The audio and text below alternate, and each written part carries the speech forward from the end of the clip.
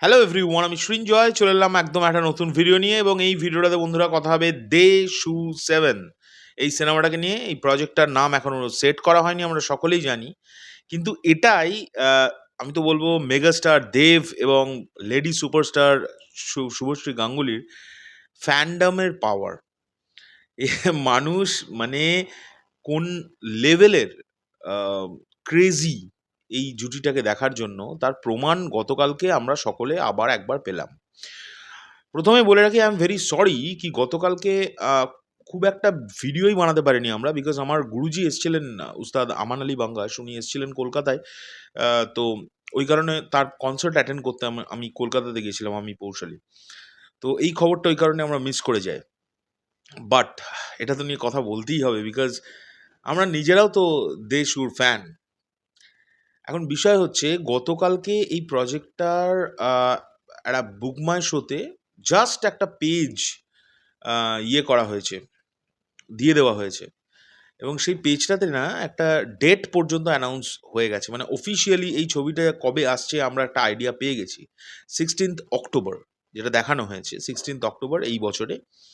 এবং যেটা অফিসিয়ালি জানা যাচ্ছে, এই প্রজেক্টটা যেটা আমরা আইডিয়া করছিলাম, এই প্রজেক্টটার ডিরেক্টর সুজিত ঋণ দত্ত।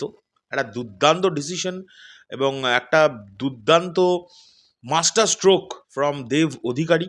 কারণ তিনি নিজে এটাকে প্রডিউস করবেন এই ছবিটিকে।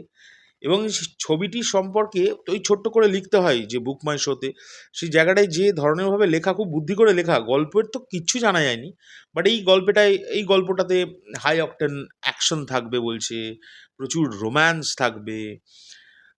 একটা বোঝা যাচ্ছে মশালাদার ফিল্ম হতে চলেছে, এবং যেটাই লজিক থাকবে। মানে আগের মতো সেই শুধুই নায়ক মারামারি করছে আর ঘুরছে প্রেম করছে এরম থাকবে না।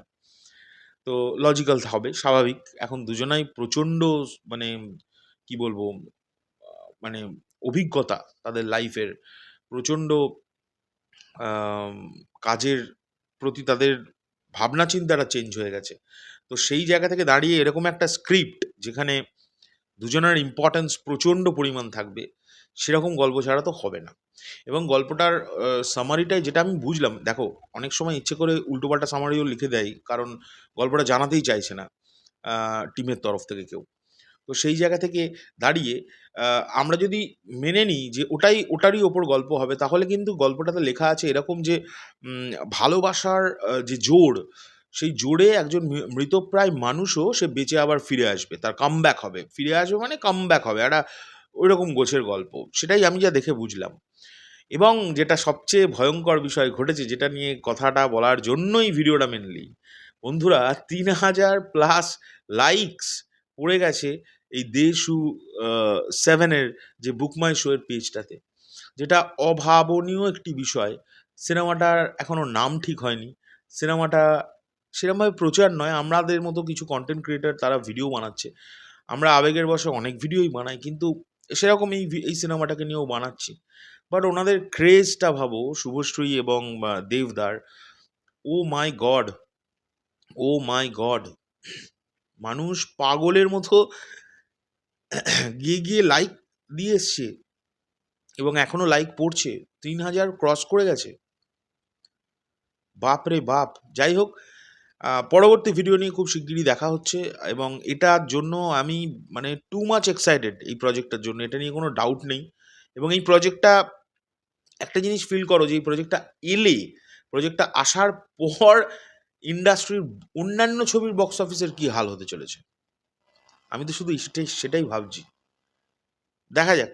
আমি তো সবসময় আনন্দ করেই বলব যে ফাটিয়ে দিক। আর আমি লিখেওছি থাম্বনেলে ওই কারণে, আম রেকর্ডের বাপ আসছে। এই প্রজেক্টটা সত্যিই দেবদারও অনেক ছবির রেকর্ড ব্রেক করে দেবে। দুজনারই, দেব, শুভশ্রী দুজনারই অনেক ছবির রেকর্ড ব্রেক করে দেবে। ইভেন ধূমকেতুরও রেকর্ড ব্রেক হয়ে যাবে। ধূমকেতুর যে কালেকশনের রেকর্ড আছে, ভয়ঙ্কর কালেকশনের রেকর্ড, ওটা ব্রেক হবে। এবং আমি সিওর সেটাতে দেবদাও খুব আনন্দই পাবেন। এটা নিয়ে কোনো ডাউট নেই।